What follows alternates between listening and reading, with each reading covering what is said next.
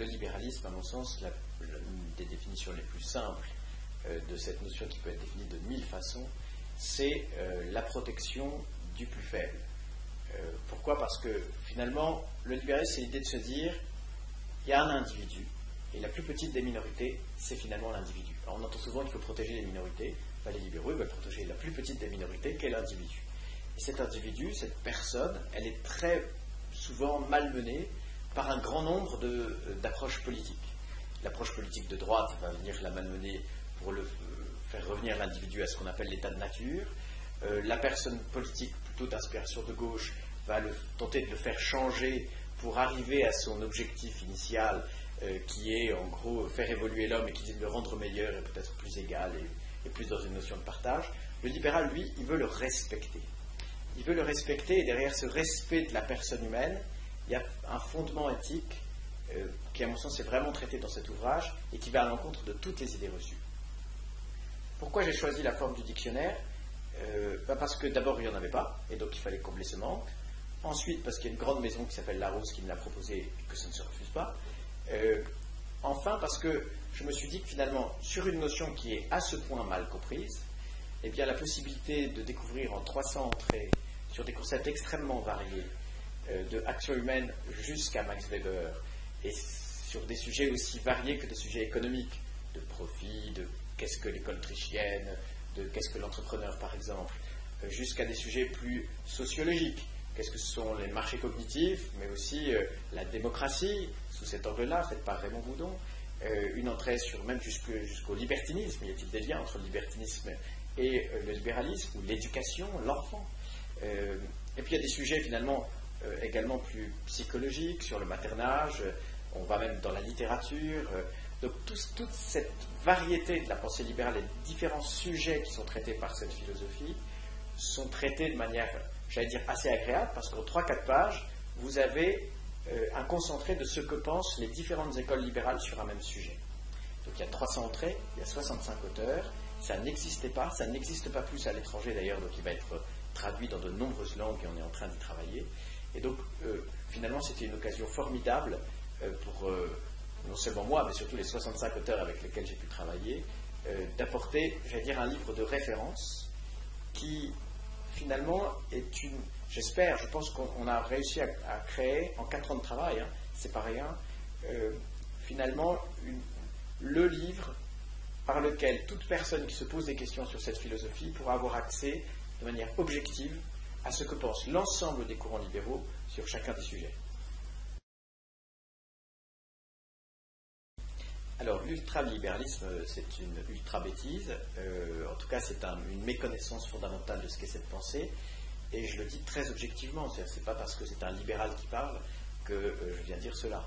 En réalité, si on se pose sérieusement la question de ce qu'est ce courant philosophique, on voit qu'il y a une variété d'entrées, une variété de façons de penser le libéralisme.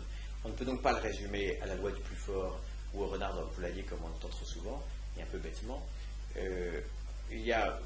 On le voit d'ailleurs dans ce dictionnaire, on part du socialisme libéral, si on regarde les courants intellectuels, jusqu'à l'anarcho-capitalisme, cette philosophie qui va avec Murray Rothbard jusqu'à considérer qu'il ne faut plus d'État parce que toute intervention de l'État est une violation de l'individu et de la propriété de l'individu sur lui-même et sur ce qu'il crée, avec une vision très éthique, mais évidemment très extrême dans la façon de penser. C'est pas extrême au sens extrême droite ou extrême gauche, c'est au sens, ce sont des gens qui vont pousser le raisonnement au plus loin.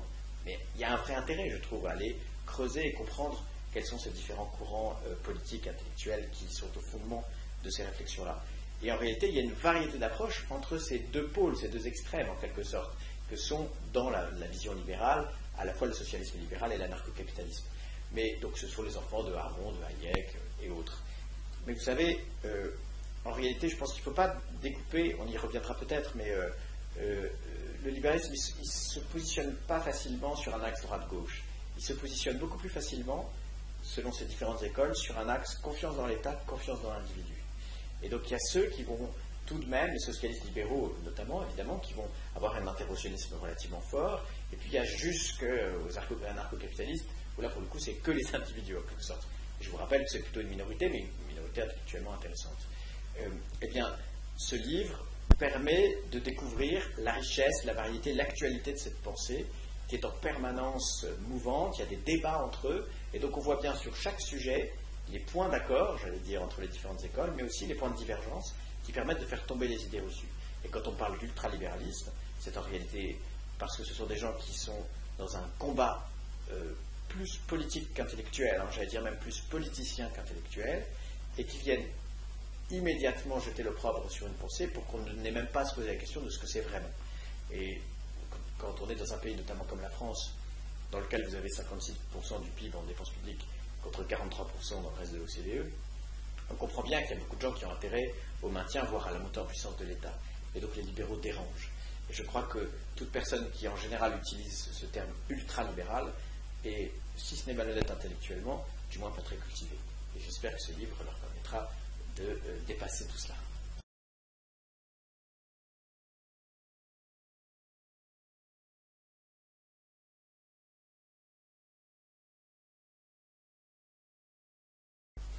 Alors, je ne suis pas tout à fait d'accord avec ça. Vous verrez, dans le dictionnaire est construit d'une telle manière qu'il y a non seulement un certain nombre d'entrées, évidemment, sur la droite, sur la gauche, sur l'extrême droite, l'extrême gauche, tous ces concepts, et puis évidemment les grands auteurs et hommes politiques qui ont pu les porter, mais également il y a une introduction assez dense qui répond d'une part aux idées reçues, 15 pages sur les grandes idées reçues, et puis 15 pages en gros sur les temps forts de cette pensée. Et dans les idées reçues, il y a une question à laquelle nous avons cherché à répondre, qui était de dire est-ce que le libéralisme est de droite? Et c'est vrai qu'aujourd'hui, on a plutôt l'habitude, en France, à le penser comme tel, au-delà de la référence à la droite orléaniste, plus proche de nous, c'est vrai que dans les années 80 notamment, il y avait un certain nombre d'hommes politiques de droite qui se disaient libéraux, et qui essayaient de porter ces valeurs, et donc on les identifiait en général à ça. Pire, parfois même, certains identifiaient le libéralisme à l'extrême droite, ce qui est vraiment une erreur intellectuelle profonde, et pas plus interventionniste, pas plus étatiste et pas plus protectionniste que l'extrême droite. Donc on voit bien qu'il n'y a aucun fondement intellectuel commun entre les deux. En revanche, le libéralisme, à mon sens, n'est pas un conservatisme. Et l'histoire de la pensée le démontre. Le libéralisme, contrairement à la droite, respecte l'évolution de l'homme dès lors, sans tomber dans un relativisme moral, dès lors qu'on respecte un certain nombre de grands principes de liberté et de responsabilité, l'homme ensuite peut évoluer je pense que les libéraux sont beaucoup plus tolérants dans l'évolution des mœurs, contrairement à une droite qui peut être un peu plus traditionnaliste ou en tout cas un peu plus rigide.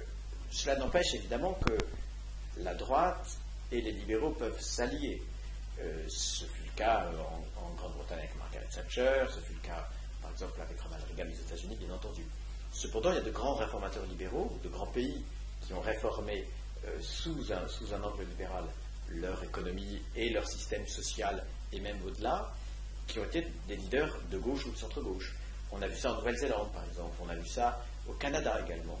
Donc il y a un certain nombre, on pourrait même regarder un peu d'ailleurs ce qui se passe aussi dans un certain nombre de pays de l'Est. Et donc, je crois que finalement, il y a une erreur intellectuelle à associer le libéralisme à la droite. En fait, moi, ce que je souhaiterais, c'est tout simplement que et la droite et la gauche deviennent plus libéraux. Parce que dans cet axe, confiance dans l'État, confiance dans l'individu que je décrivais à l'instant, je pense que c'est là où on peut essayer de faire évoluer les deux camps, en quelque sorte. Les deux camps sont compatibles avec les idées libérales, et dans un pays qui a un État à ce point gros, à ce point obèse, je pense qu'il n'y a pas d'autre alternative en réalité que ça. La vraie alternance politique, elle est finalement dans une droite et une gauche qui seraient plus libéraux. Si vous regardez l'élection présidentielle de 2012, le seul point commun, en tout cas intellectuel, des 10 candidats à l'élection présidentielle, des candidats d'extrême gauche jusqu'aux candidats d'extrême droite, c'était l'antilibéralisme. Donc ils étaient tous dans plus d'État, plus de protection, plus, j'allais dire, de réponse, d'intervention face à dans le cadre d'une campagne très démagogique et fondée et sur la peur et sur l'envie. Les libéraux, eux, considèrent que la meilleure des protections, c'est de refaire confiance dans l'individu, qui est, pour la majorité des libéraux, évidemment un État, mais un État qui fasse mieux, mais qui fasse moins. Parce qu'on voit bien aujourd'hui la faillite de l'État-providence, en quelque sorte.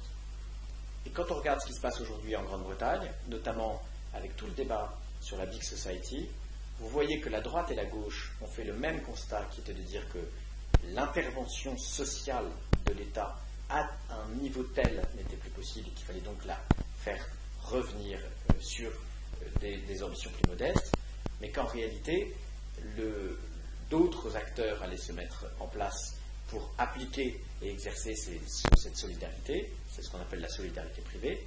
Et vous avez la gauche qui est plus favorable à l'action de fondation et la droite qui est plus favorable à des acteurs privés mis en concurrence. Et on voit bien que tout le monde a finalement évolué vers des solutions plus libérales. Et donc je pense qu'aujourd'hui on en est à un point de rupture, on est sur la ligne de crête, on est encore sur des ambitions très démagogiques, mais tout va basculer et la France devrait se mettre à l'heure du monde assez vite. J'espère que ce livre y contribuera. Alors, d'abord, il y a eu une grosse erreur intellectuelle dans l'analyse, dans le constat, le diagnostic de cette crise. Beaucoup de gens y ont vu la crise du libéralisme et du capitalisme, notamment avec l'explosion de la bulle de la dette privée en 2008. On a considéré que c'était la défaillance d'un système totalement dérégulé et qui entraînait ensuite un tsunami qui a provoqué l'intervention de l'État pour différents plans de sauvetage et ensuite la crise actuelle. Les libéraux sont très critiques sur cet élément-là, pas parce qu'ils sont visés, mais parce qu'ils ont analysé ça de près. C'est-à-dire qu'il y a un grand nombre de libéraux qui considéraient d'une part que s'il y a une crise des subprimes, c'est précisément parce qu'il y a eu des lois qui ont incité, qui ont même contraint un certain nombre d'établissements bancaires à prêter à des gens qui n'avaient pourtant pas les moyens de rembourser, sous des ambitions de solidarité, comme des ambitions plus de droite, qui est de dire une Amérique de droite, une Amérique propriétaire votera plus facilement conservateur. Et tout ça a été entretenu par un interventionnisme monétaire au sein de la Fed, à l'occasion duquel Greenspan notamment a pu dire, dès lors qu'on est au sortir d'une crise de l'Internet, il faut relancer la consommation, et pour la relancer, il faut que je relance la capacité des Américains à s'endetter, et donc je vais pratiquer des taux bas. Tout ça, il y a toute une partie du courant à partir de l'école autrichienne, en quelque sorte des héritiers de Hayek et de Mises, qui ont critiqué dès ces heures cet interventionnisme, y compris en matière monétaire, qui a provoqué cette montée en puissance de la bulle de la dette privée. Et puis un phénomène non négligeable, et quand on creuse un peu les sujets, on le comprend vite, c'est qu'en réalité, le monde bancaire américain qui a failli, c'était un monde extrêmement réglementé. Et il n'y a pas plus... En gros, entre le nucléaire et la banque, ce sont les deux mondes les plus réglementés, de l'univers. Et donc, venir dire que c'est la faillite de la déréglementation, c'est un peu fort. J'ajouterais que aujourd'hui, nous vivons davantage l'explosion de la bulle de la dette publique. C'est quand même, nous souffrons collectivement de l'hyperendettement d'un très grand nombre d'États. L'hyperendettement d'un très grand nombre d'États, notamment pour financer de la dépense sociale, sur le fondement de la relance par la consommation à la keynésienne, je dois dire que ce n'est pas franchement la tasse de thé des libéraux. Et s'il y a bien des responsables à cette crise, c'est bien l'irresponsabilité politique. Vous savez, un libéral vient dire il faut être libre et responsable. La crise que nous avons vécue, la crise financière que nous avons vécue et que nous vivons encore, et nous vivons les conséquences, on a pu avoir des poches de liberté, mais il n'y avait pas de responsabilité. Ça, c'est pas libéral et c'est pas capitaliste. Je vous en donne un exemple. On nous a beaucoup parlé du fameux too big to fail, donc trop gros pour tomber. Et donc, en créant cette règle, en créant l'idée que si vous êtes à la tête de grosses institutions et que vous êtes tellement gros que vous ne pouvez pas tomber parce que pour des éléments qu'on a qualifiés de risque systémique, il faut que l'État intervienne pour venir vous sauver si vous avez des difficultés, vous créez une incitation rationnelle pour le manager à faire les plus grosses bêtises du monde, en tout cas à prendre les plus gros risques du monde, parce que si vous gagnez, vous gardez, si vous perdez, ce sont les contribuables qui payent. Jamais un libéral n'aurait pu penser à un tel système, jamais un libéral n'aurait pu imposer un tel système, bien au contraire. Et donc c'est une irresponsabilité politique que d'avoir créé cela, sans doute en connivence avec quelques managers américains et quelques politiques américains, j'en suis certain. Donc je pense qu'il faut là aussi aller au-delà des idées reçues. Je pense que dans ce livre il y a beaucoup d'entrées qui en parlent. Au-delà, pardon, c'était un peu long, mais au-delà du diagnostic, je pense qu'aujourd'hui, si on regarde un pays comme la France, mais d'autres pays évidemment ils sont confrontés, nous vivons en crise de compétitivité et en crise de capacité finalement de l'État à remettre en cause un certain nombre de ses interventions et à recréer des systèmes incitatifs pour les gens qui innovent et qui créent, qui entreprennent, parce que finalement les vrais emplois c'est ça, à le faire. C'est le système incitatif des entrepreneurs, des innovateurs à créer des entreprises et à créer des emplois. Seuls les libéraux, à mon sens, mais c'est décrit dans tout ça, et d'ailleurs chacun selon ses aspirations et sa philosophie, mais seuls les libéraux apportent de véritables solutions à ce sujet. Et donc, l'avenir, à mon sens, l'alternative, là encore, elle se fait entre deux mondes. Aujourd'hui, les gens qui sont au pouvoir, ils sont encore très interventionnistes, mais la droite l'était aussi. Donc, la droite et la gauche sont extrêmement interventionnistes. Il n'y a pas plus interventionniste que Nicolas Sarkozy, j'en suis persuadé. Et des gens qui finalement changent de logiciel intellectuel et comprennent que la meilleure des protections sociales, c'est d'avoir un emploi. Donc, la meilleure des protections, puisque c'est ça qui nous est demandé ou qui est demandé aux hommes politiques, c'est précisément de créer ce système qui va inciter les gens à innover, créer en France, à récolter le fruit de leurs efforts, mais à aussi pouvoir le partager en créant des emplois et en développant leur activité. On peut dire que le constat n'est pas encore partagé par beaucoup de monde, mais j'espère que ça ne serait tardé. Après, est-ce qu'il y a d'autres pays, est-ce qu'il y a des pays qui vont plus vers cela que d'autres? Je dois dire que j'ai un constat assez sévère. Bien sûr, la France est plutôt en arrière et vraiment quasiment bonne dernière de la classe parce qu'on a associé une quasi-absence de dette de la dépense publique à une augmentation de la fiscalité. Les libéraux proposent l'inverse, une véritable baisse de la fiscalité pour véritablement récompenser le travail, le mérite, l'effort, l'innovation, l'inventivité, et une vraie baisse des dépenses publiques. Il y a une vraie cohérence entre les deux. Il faut baisser la dépense publique et baisser l'impôt pour recréer une incitation au travail et à l'effort. Ce n'est pas ce qu'on appelle l'austérité à l'européenne. Vous voyez ce que je veux dire? C'est que l'austérité à l'européenne, c'est se dire on va augmenter les impôts et puis on va exiger plus des gens qui gagnent plus avec une vraie logique égalitariste au fond. Les libéraux ne sont pas du tout dans l'idée qu'il faut... ils ne tombent pas dans le piège du mirage de la justice sociale. Ils ne tombent pas non plus dans le piège de l'idée qu'on va relancer par la consommation. Ça fait des années qu'on nous bassine avec ça. Nos grands plans de relance devaient nous sauver. En réalité, on voit bien qu'ils nous ont plombés. Il serait temps qu'à un moment ou à un autre, on puisse inverser la façon de raisonner et que l'on puisse redonner aux différents acteurs capables de développer, d'innover, d'inventer et d'embaucher des gens, eh bien, la capacité de le faire, la liberté de le faire et la responsabilité de le faire.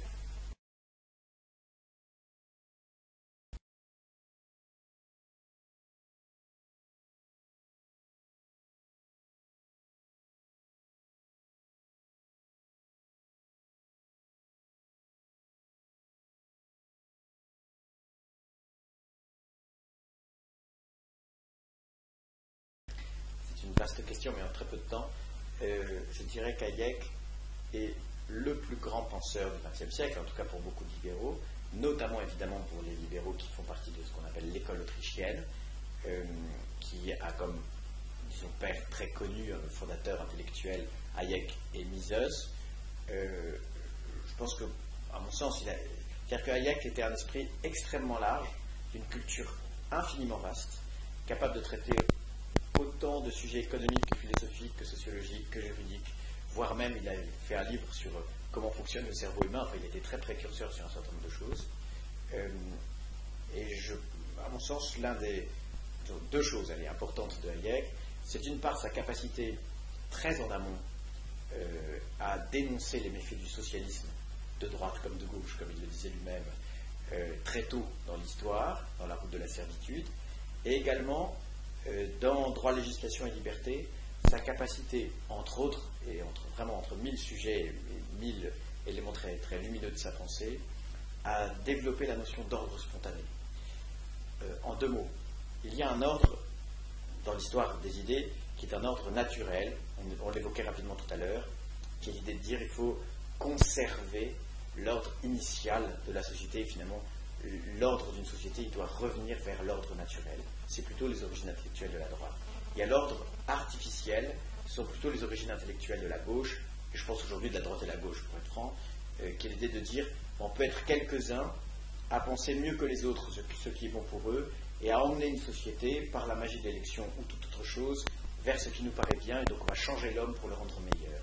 Et puis il y a un troisième ordre qu'on oublie souvent, qui a été magnifiquement décrit et découvert en quelque sorte, enfin, pas découvert parce qu'il y avait les scolastiques espagnols, etc.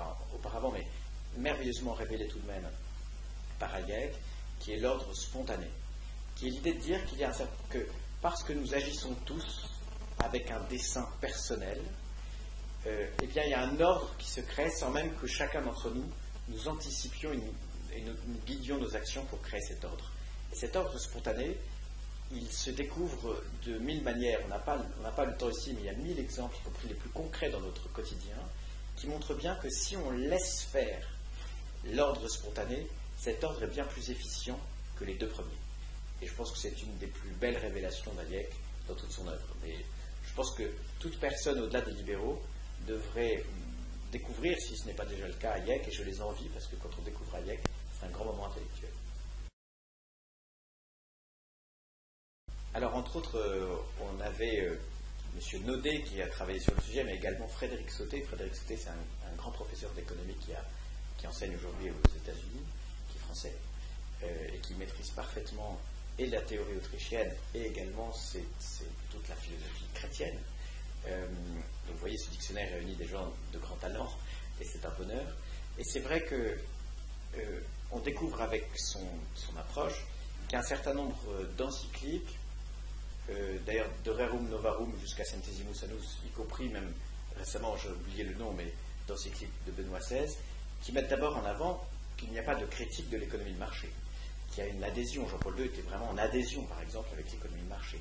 On sait la vision très critique qu'avait Jean-Paul II sur le communisme et sur ses méfaits, bien entendu. Il y a par ailleurs l'idée de dire que dans le christianisme, il y a une liberté qui est laissée aux individus, puisque Dieu ne se révélant pas à nous, nous sommes libres d'y croire ou de ne pas y croire. Si c'était révélé, on n'aurait plus de liberté. Il y a aussi une compréhension, il y a un partage de valeurs entre le décalogue et qui est quand même un des fondements évidemment de la pensée chrétienne, et en amont, et la philosophie libérale. Il y a un respect de l'idée de dire tu ne tueras pas, tu ne voleras pas. Il y a un respect de la propriété, par exemple, dans toute la pensée chrétienne, qui est très proche évidemment de tout ce qui a pu être à l'origine de cette philosophie. Je parlais des scolastiques espagnols, on voit bien qu'il y a un enracinement intellectuel commun entre les chrétiens et les catholiques. J'en profite, il y a d'autres éléments, il y a la responsabilité par exemple. Je ne vais pas rentrer dans la caricature, mais finalement même la notion de paradis et d'enfer, etc. On voit bien qu'il y a une notion de responsabilité dans ses propres actes qui est présente dans cette philosophie-là, ou cette pensée-là, ou cette religion, pour le dire plus exactement. J'en profite pour dire que dans ce dictionnaire, il n'y a pas que la notion de christianisme qui est traitée. Il y a l'islam, il y a le protestantisme, il y a le judaïsme, etc. On a vraiment voulu voir le libéralisme sous tous ses angles, et sous toute leur compatibilité intellectuelle, en quelque sorte. Et puis je voudrais finir sur ce sujet, parce qu'il y a beaucoup d'idées reçues. Quand on vient nous expliquer que si le libéralisme ne passe pas en France, c'est parce qu'il passe mieux, et j'allais dire quasiment comme s'il ne pouvait passer que dans les pays qui ont un enracinement religieux dans le protestantisme, c'est une mauvaise lecture de Max Weber, parce que Max Weber a effectivement mis en avant qu'il y avait un terreau favorable dans les terres protestantes, mais il n'a jamais dit que c'était une condition absolue, bien entendu. Et on voit bien qu'il y a, par exemple en Italie, un fondement intellectuel libéral, alors qu'il n'y a pas plus latin et pas plus chrétien que ce pays, bien entendu. Et le nôtre, j'allais dire, c'est pareil. Il y a une tradition intellectuelle française, profondément en lien avec le catholicisme, qui est fondamentalement compatible et fondamentalement avec des souches communes entre le libéralisme et cette religion-là.